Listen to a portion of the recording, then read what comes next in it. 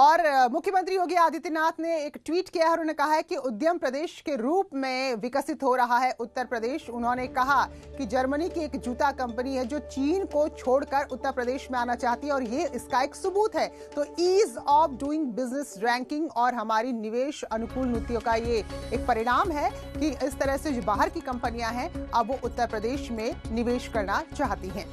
तो ये ट्वीट मुख्यमंत्री योगी आदित्यनाथ का, तो उन्होंने लिखा कि आदरणीय प्रधानमंत्री जी के नेतृत्व में उत्तर प्रदेश लगातार आगे बढ़ रहा है और उद्यम प्रदेश बनता जा रहा है, उद्यम प्रदेश के रूप में विकसित होता जा रहा है। तो इसके लिए उन्होंने जिक्र किया है एक जर्मन कंपनी का जो चीन से शिफ्ट होकर उत्तर प्रदेश में आ रही है।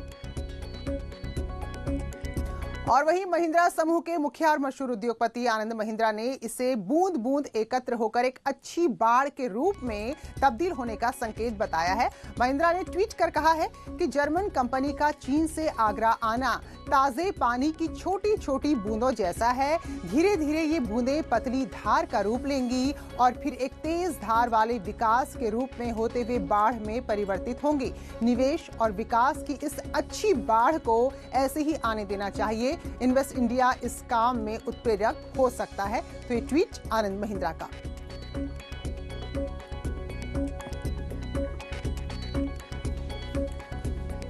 और अब रुख करेंगे पश्चिम बंगाल का। तो अगले साल यहां चुनाव होने हैं और बिहार के बाद अब फोकस शिफ्ट हो रहा है पश्चिम बंगाल में। तो लेकिन बीजेपी का शीर्ष नेतृत्व अभी से ही राज्य में अपनी ताकत झोंकने में जुट गया है। आज अपने दौरे के दूसरे दिन की शुरुआत अमित शाह ने कोलकाता के दक्षिणेश्वर काली मंदिर से की। उन्होंने यहां मां काली के दर्शन किए। स्वामी विवेकानंद के गुरु परमहंस के ने आध्यात्मिक शिक्षा यहीं से प्राप्त की थी। अमित शाह ने इस मौके पर चैतन्य महाप्रभु, रामकृष्ण परमहंस, स्वामी विवेकानंद और अरबिंदो का जिक्र भी किया। उन्होंने ममता सरकार पर जोरदार हमला बोलते हुए कहा कि बंगाल आध्यात्मिक चेतना का केंद्र रहा है, लेकिन आज तुष्टीकरण चरम पर है। स्वाभाविक है कि शाह इस कदम से हिंदू मतदाताओं को संदेश दे रहे हैं। तो लगातार ममता सरकार पर प्रहार और अपनी रैलियों को जारी रखा है। मैं कई बार दक्षिणेश्वर आया हूं, जब भी आया यहाँ से ऊर्जा और चेतना प्राप्त कर कर वापिस गया हूं। और आज वही भूमि पर जिस प्रकार से अपीसमेंट की पॉलिटिक्स, तुष्टीकरण की पॉलिटिक्स चल रही है, इससे बंगाल की ये महान परंपरा आहत हुई है। मैं आज यहाँ से बंगाल की महान जनता को आह्वान करना चाहता हूं कि आध्यात्मिक और धार्मिक चेतना का केंद्र बंगाल जो पूरे देश का बना, पूरे देश का रहा, वो गौरव फिर से एक बार बंगाल प्राप्त करे। और इस वक्त सीधे नोएडा लिए चलते हैं जहां पुलिस की एक प्रेस कॉन्फ्रेंस चल रही है। ये इनके यहाँ पे जो ग्रोसरी मार्ट है जिसमें विनय गुप्ता बैठते थे, अपना काम करते थे, उसमें नौकरी करता था। और इस अमन को जो है वो पैसे की ज़रूरत थी। अमन के साथ ये जो दूसरा शख्स था, इसका नाम सौरभ है। ये सौरभ जो है, चूँकि अमन एक नाबालिग बच्ची से जो है वो दोस्ती कर रखा था और ये सौरभ उसके पिता है, तो उस बच्ची के थ्रू ये जो है इससे पैसे की डिमांड कर रहे थे। और इसी में जो है इसको चूँकि पैसे की आवश्यकता थी अमन को, और विनय गुप्ता जो है वो डेली लगभग जो उनका ग्रोसरी का सेल होता था वो लेकर के जाते थे और उसको बाद में अगले दिन बैंक में जमा कराते थे। तो इसको ये पता था कि इनके पास जो है वो कुछ अमाउंट रहता है। उसी जो है वो क्रम में इसने 3 तारीख को ये योजना बनाई। और चूँकि उस दिन करवा चौथ था, देर रात तक जो है मेहंदी लगाई जा रही थी, इनकी दुकान के बाहर स्टॉल लगा था, तो इसको जो है वो मेहंदी लगाने वाले पे निगरानी रखने के लिए और उसके हिसाब के लिए कुछ ने छोड़ दिया था। देर रात तक ये वहाँ पे रुका और लगभग जो है वो 11:30 पौने 12 बजे के आसपास जो है जब वो चीज़ ख़त्म हो गई तो ये मालिक के घर पे गया, विनय के घर पे गया। वहाँ जाकर के इसके द्वारा जो है उनसे पैसे की डिमांड की गई।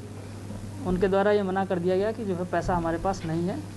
और इसी क्रम में जो है इसने वहाँ पे जो रखी हुई एक लैंप थी, उस लैंप को उठा करके पहले लेडी जो नेहा गुप्ता है उनको मारा और उसके बाद फिर जो है विनय गुप्ता को मारा। लैंप से मारने के बाद इसके द्वारा वहाँ से कुछ रुपए, लगभग 1 लाख रुपए और चेकबुक और कुछ सामान जो है वहाँ लेकर के भाग गया ये।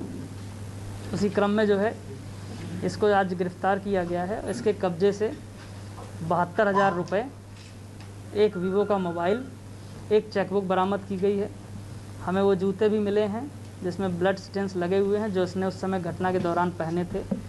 वो कपड़े भी बरामद हो गए हैं जो उस समय घटना के दौरान इसने पहने थे, और सीसीटीवी फुटेज से वो कपड़ों की पहचान भी हो गई है। जी जी, चूँकि सोसाइटी के वॉल से लगा हुआ जो है वो स्टोर था जी, जो इनका ग्रॉसरी स्टोर था, तो वहाँ पर जो है वो कोई गार्ड नहीं बैठा हुआ था, और उसी क्रम में ये उस गेट से अंदर आया। वहाँ पे कैमरा अवश्य लगा, पर वहाँ पे गार्ड होना चाहिए था, और लिफ्ट में भी ये कैमरा ख़राब था। इसी में जो है वो सोसाइटी की जो सिक्योरिटी एजेंसी है उसकी लाइसेंस कैंसिलेशन के लिए भी रिपोर्ट हमारे स्तर से प्रेषित की गई है। असली नाम ना बताने की क्या इंटेंशन? ये अपनी आइडेंटिटी को छुपा भी रहा था और गलत आइडेंटिटी बता भी रहा था। तो इसका इंटेंशन जो है, मुझे तो जहाँ तक हम लोगों को लगता है कि ये जानबूझ करके जो है मिसलीड कर रहा था, क्योंकि जो रेंट एग्रीमेंट था जो हमें मिला है जहाँ पे ये रह रहा था, वो भी इसके फ्रेंड के नाम पे था, इसके नाम पे नहीं था। बाद में जो है जब जानकारी की गई तब पता चला कि इसका नाम जो है अमन हयात खान है।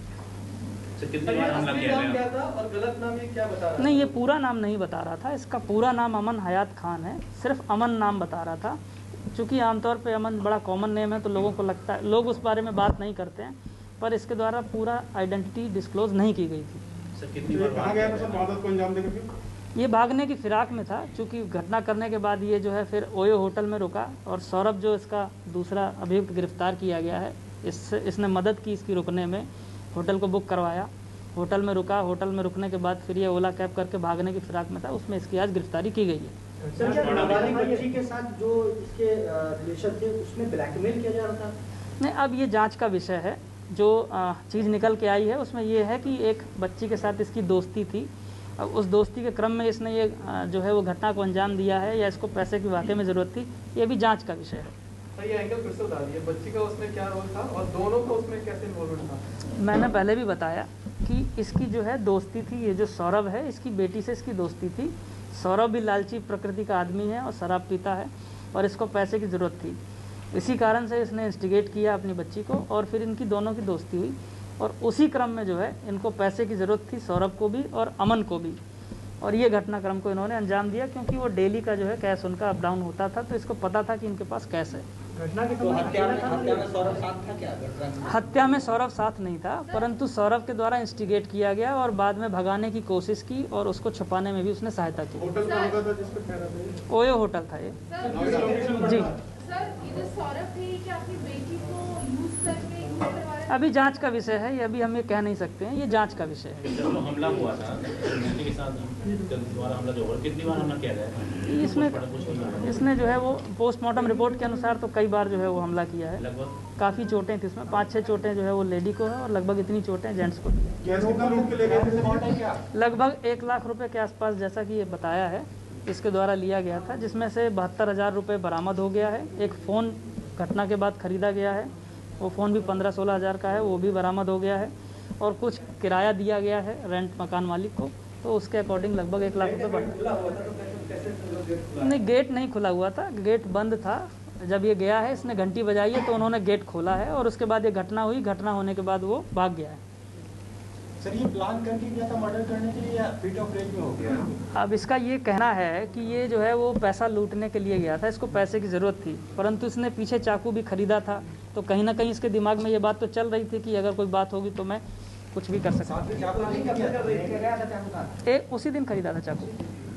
चाकू से वार नहीं लिया। तो जो दंपति की हत्या हुई थी चेरी काउंटी में, उसका खुलासा कर दिया है नोएडा पुलिस ने, और 2 लोगों को गिरफ्तार किया है। आगे बढ़ेंगे। अमेजन ग्रेट इंडियन फेस्टिवल के जरिए आपको अपनी जरूरत के सामान पर बम्पर छूट मिल रही है। अमेजन ग्रेट इंडिया फेस्टिवल 13 नवंबर तक है, तब तक आप इस छूट का लाभ उठा सकते हैं। ग्रेट इंडियन फेस्टिवल 13 नवंबर तक। Amazon Great Indian Festival 13 नवंबर तक।